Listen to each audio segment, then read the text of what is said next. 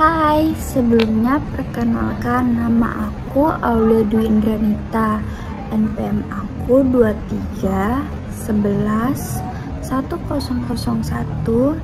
3510 034. Aku adalah mahasiswa psikologi dari Universitas 17 Agustus 1945 Samarinda.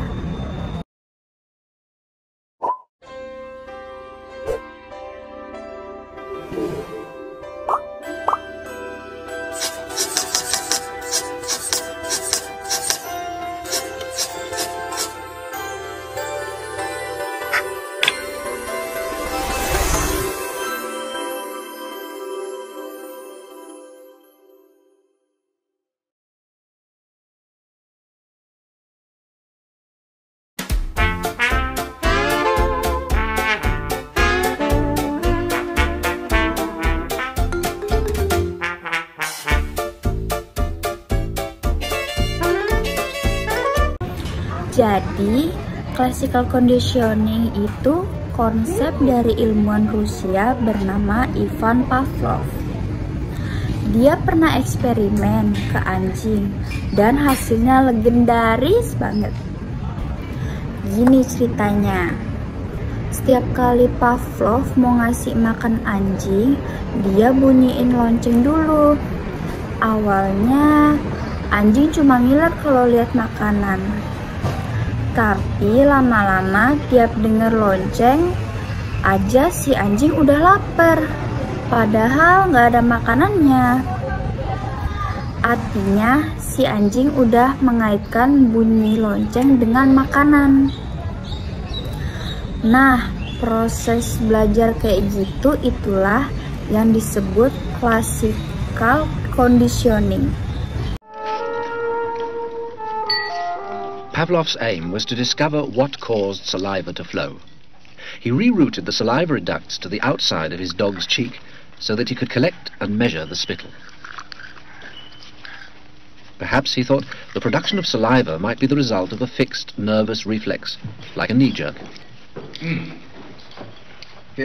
минут 42,5 секунды.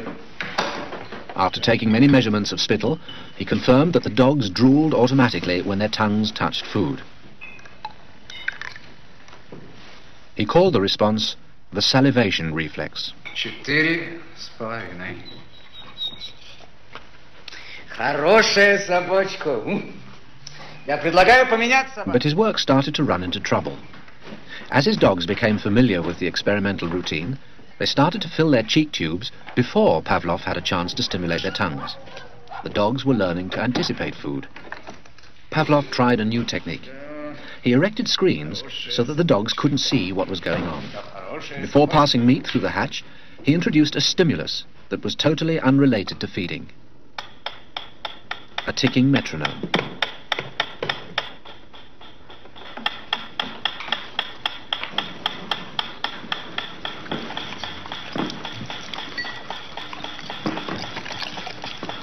At first, the dog dripped saliva into its cheek tube only when the food appeared. But after a number of trials, the dog began to connect the ticking with the arrival of meat.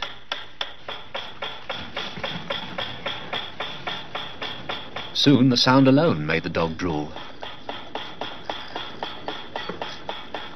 Eventually, the dog salivated as much to the ticking itself as it did originally to the presentation of food. Полная! Идите сюда. Что я говорил? He called this new response the conditioned reflex. Собака.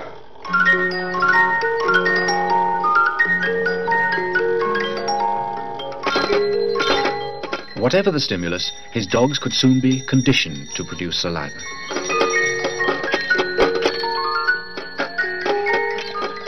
Pavlov believed that he had discovered how animals learned, even in the wild.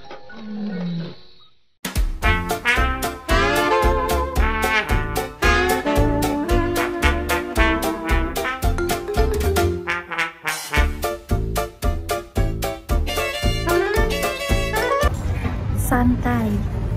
Ada istilahnya, tapi gampang kok, cuma 4. Yang pertama, unconditioned stimulus. Itu adalah makanan. Yang kedua, unconditioned response, yang bisa disebut ngiler karena makanan. Yang ketiga, conditioned stimulus, yaitu suara lonceng.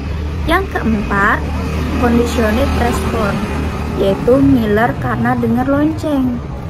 Jadi, awalnya suara lonceng itu netral, tapi karena berulang kali diasosiasikan sama makanan, dia jadi punya makna baru buat si anjing.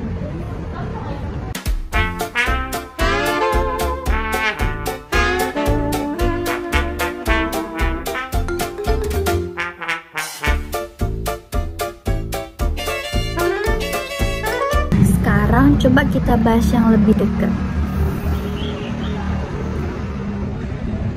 Sekarang coba kita bahas ke yang lebih dekat sama kamu.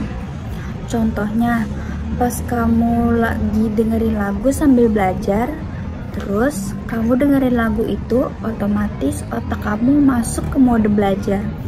Atau kamu trauma dengar suara teriakan karena pernah dimarahin guru.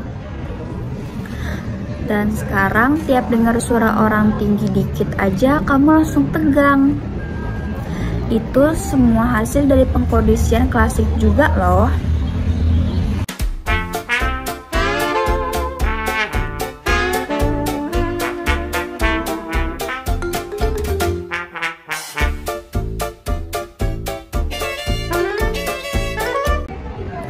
Nah, classical conditioning ini sering banget loh dipakai untuk mengubah perilaku seseorang.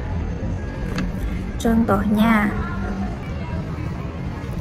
yang pertama ada desensitisasi sistematis. Itu buat mengurangi ketakutan secara bertahap.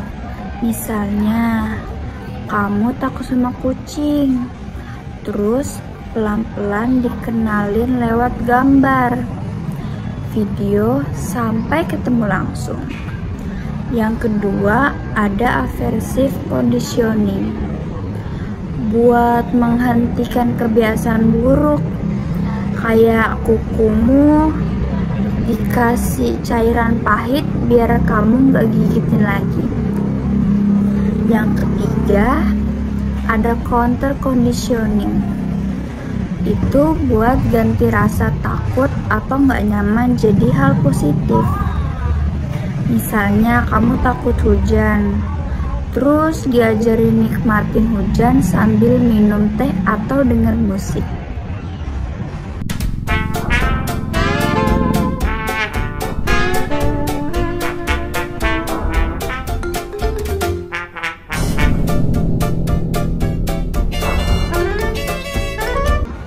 Seru kan?